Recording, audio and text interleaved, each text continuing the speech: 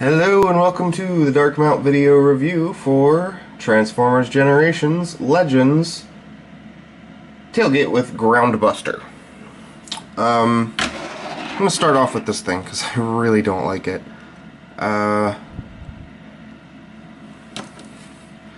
Transformed! I guess technically you can pull his giant monkey arms out if you want, but that looks kind of dumb. He does have molded detail in here, so his arms are right there, and then he's got this giant, like, he transforms into a weapon just by pulling this whole thing forward, and he becomes some kind of like claw thing, I guess. And you can kind of do whatever you want with these in claw mode, I guess. So maybe you could like tractor people in the face. I don't know. This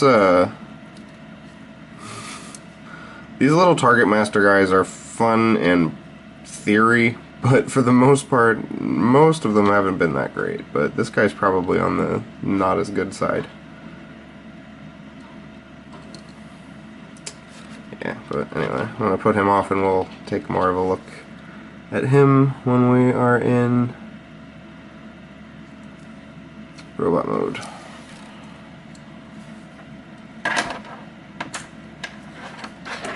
So Tailgate himself is a nice little white kind of cliff jumper-esque car. It's got this little exhaust thing on the back.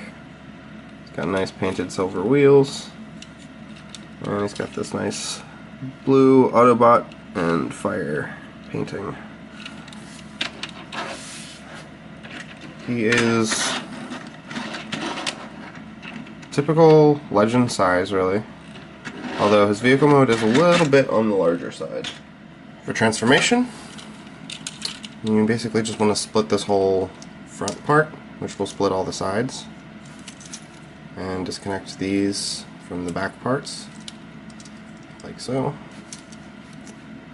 And then you want to get the arms out of your way just enough that you can angle those outwards.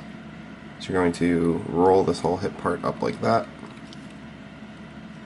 and it's going to peg in on the crotch. I'm going to rotate these,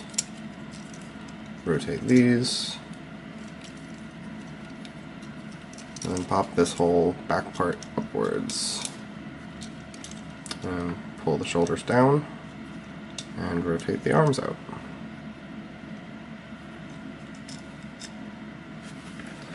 And there you have Tailgate in his robot mode.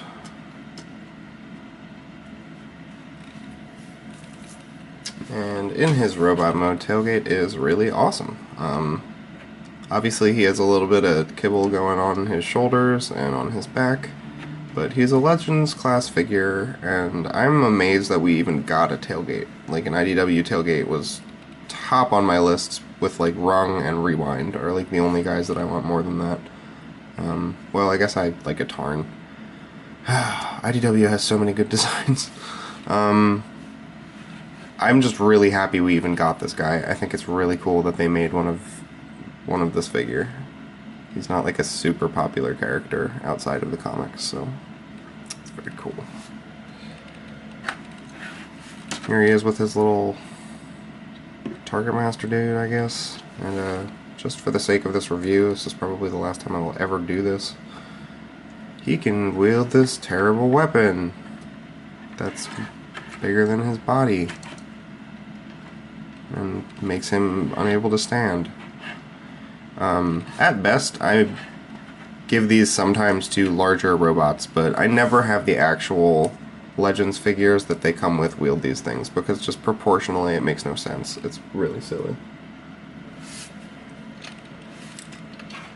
For size comparisons, here he is with the only robot that matters, Cyclonus. Being able to finally have these two guys together makes me really happy. This guy used to sit on my Decepticon shelf, but ever since I got Tailgate, he's chilling down there with the Autobots now. And I've actually been thinking of not splitting up my Chugs by faction anymore, because I might follow the IDW Cybertron after the war thing. Maybe. I don't know. I'm thinking about it. But these guys look fantastic together. I could not be happier with the way they look.